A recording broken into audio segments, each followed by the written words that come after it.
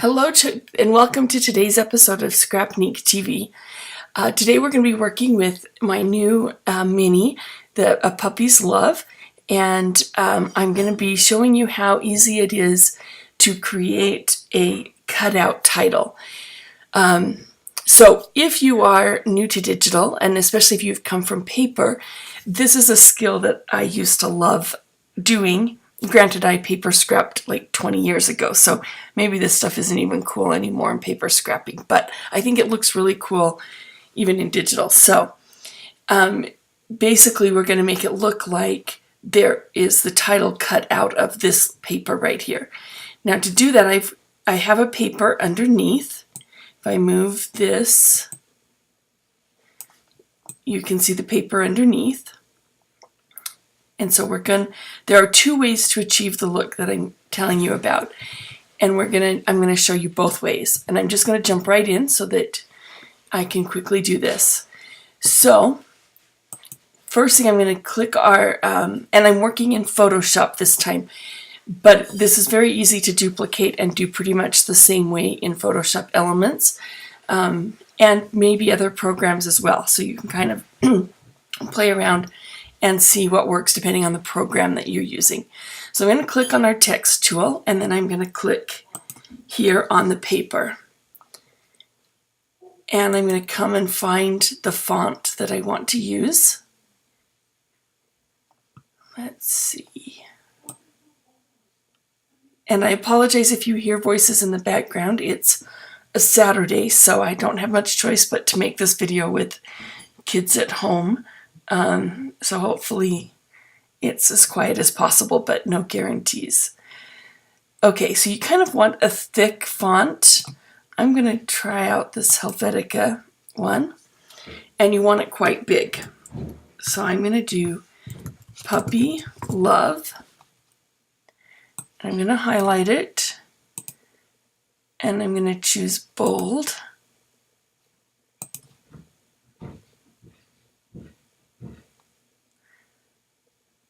Oh, and I always hate how slow things are when I'm doing video, so bear with me on that. So then I'm going to move it around and find where I'd like it to be. So we're going to do it right here underneath my cluster and photo and stuff.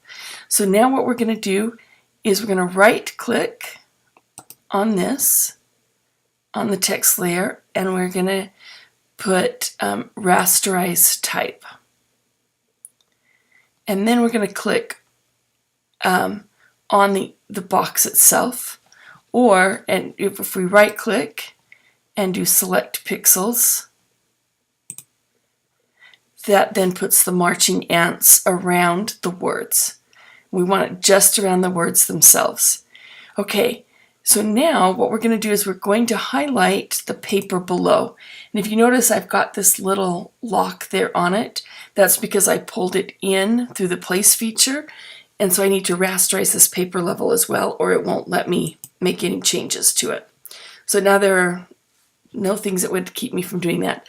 So with this paper level highlighted, I'm just going to click delete. And it will run. Okay, and it's not going to look any different at this point because we have the white words still there. So what we're going to do is we're going to just hide that by clicking the eyeball. And I'm going to do deselect to take away the marching ants.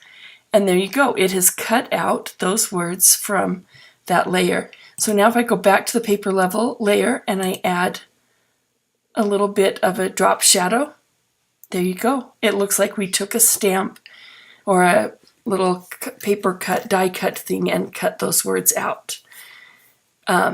So super easy.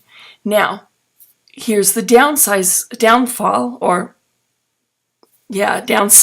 that's what I'm looking for, of doing it this way, is that if I change my mind and decide I want to put the title up here or down in the corner, I've already cut it out and I'd have to go back and undo everything.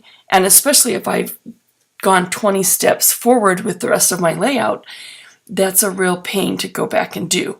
So here is the second way that you can achieve this same look without actually cutting anything out of your paper. So what I'm going to do is I'm just going to do Edit, Undo Apply Style. I'm just going to do Edit Step backwards a little bit. Okay, and I'm going to have the words reappear. Okay, so now we've got our words. We can move those wherever. And this time I'm going to, the paper underneath, I'm going to again rasterize it. Now instead of having it be below, I'm going to put it on top of my words. And then I'm going to do a right click, create clipping mask. And I'm going to create, oh, except opposite way, sorry. Wrong one. So I'm going to put this back here. My background layer, which is the pinkish, the salmon colored paper, right now it's locked as a background. So I'm just going to right click and turn it to a layer from a background and click OK.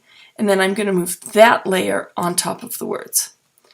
And then I'm going to create clipping mask. And you can merge those two layers together. Now, instead of giving this the shadow like that, I want it to look like it's cut out.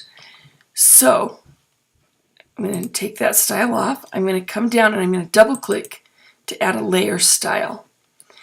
I'm not going to add a drop shadow. This time I'm going to add an inner shadow. And this moves it so that the shadow goes in as if the one paper is on top. And we can just kind of play around with that, maybe change the distance up to 4 or 5, choke maybe 2. And if you don't have all of these different settings, just kind of play with what you do have to make it, to get the look that you want. And click OK. So now we can move this around, but it gives the illusion that it is cut out of this polka dot paper here. So that's how you get a cutout title in Photoshop. Give it a try and let me know what you think, and join me again tomorrow for another edition of Scrapnik TV.